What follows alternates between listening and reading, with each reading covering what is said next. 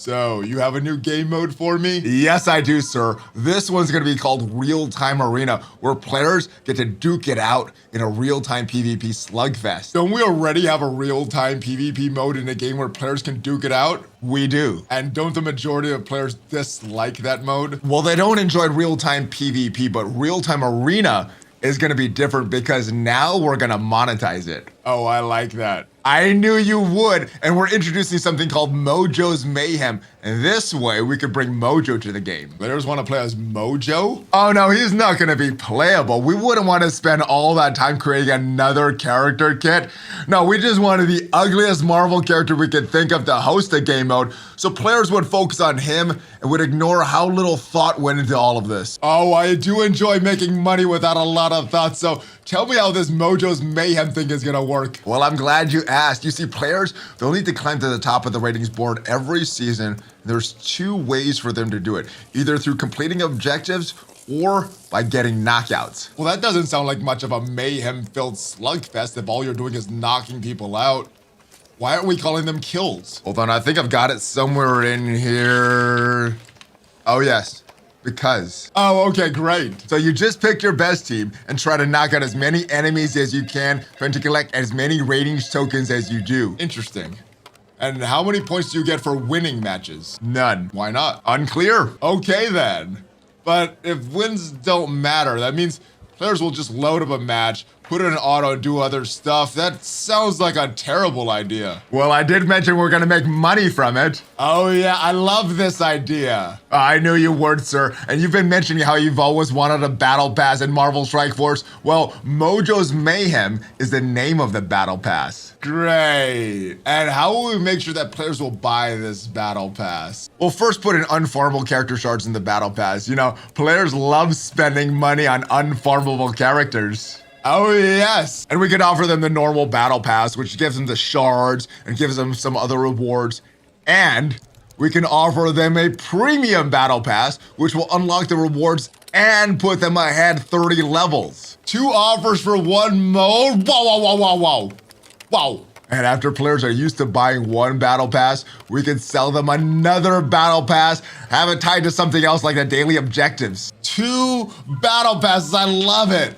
But don't most games only have 1? I mean, won't that be too much value that we're giving to our players? Oh, but don't worry, our battle passes will be a lot more expensive than any other games.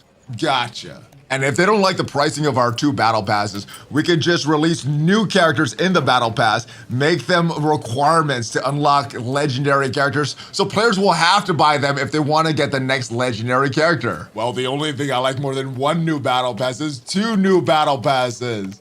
We're gonna make so much money for this. But you said there was another way to get those rating tokens. Yes, sir, there is. You can also collect tokens by completing objectives by using certain characters and their abilities. Well, that doesn't sound too fun, but who cares? Because this should make us a lot of money.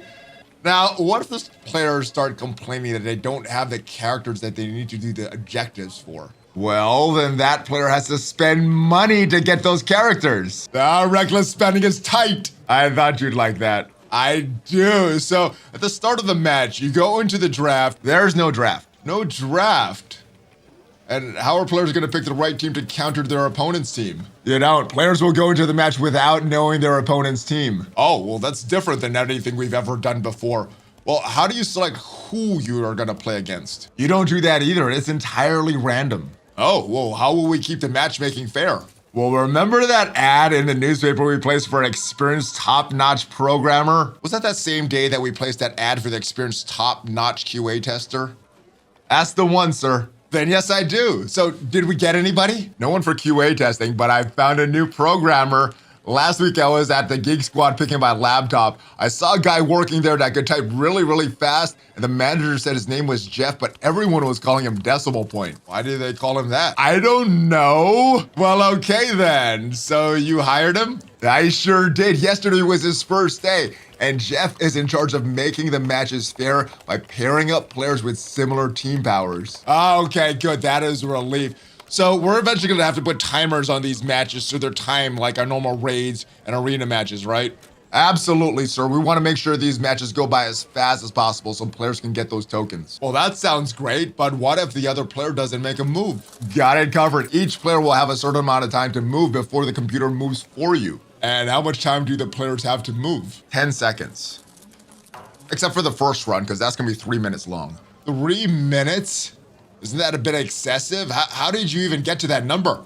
Funny story, sir. It was only supposed to be a minute, but Jeff accidentally pressed a 3 instead of a 1, and I kind of forgot about correcting it, so we're just leaving it. Oh, that wacky Jeff. I'm sure it was just some random mistake, and it'll never, ever happen again with other things in this game. Oh, I'm sure of it, sir. I am too. You know, I've noticed you have really good instincts for things like this. So what if a player gets bored with their match and leaves before it ends? Well, then the match ends. Wait, what? You mean it just ends? Well, sir, that means you win by default because the other player chose to end his match because he was done in the bathroom and had to go back to work. Understandable. So logically, you just get credit for all those knockouts, right? No, you just get credit for the ones that happened before the match ended. Oh, so it's probably better just to do the objectives with trashy characters and not care about winning because winning doesn't matter. No, you should still do the knockouts. But why? Won't people keep quitting their matches if they know they're gonna lose? Because it's in the game. Well, that does make sense. But I'm thinking about some of our newer suckers. I'm thinking about some of our newer players. Won't it be really difficult for them to get knockouts if other players are just using the best characters? Actually, it'll be super easy, barely an inconvenience. Eventually, we'll just ban the best characters and make players fight with the leftovers. That way it's more fair, and then every once in a while, we'll just rotate these characters so players have no idea what to do with their teams. Nice. And to make it even more confusing for them, some weeks we'll say we're gonna ban characters and even put out a blog post at how certain characters we ban, but then the next week we'll just allow them to be used. Now that does sound confusing, but as long as we're making money, I like it. Now there's been a lot of complaints about low quality screen time. What happens if the players start complaining about low quality screen time and the endless objectives using trashy characters or having to use characters that they don't have? Well, like always, we'll just ignore their complaints for as long as possible. Well, that is true, but we may have to eventually address them. Well, then eventually we could just remove the objectives, maybe only do the knockouts and allow players to exit matches and select another match right away and make the AI take over if a player leaves. Oh, wow, all of those things sound fun. Why don't we just do all those things to begin with?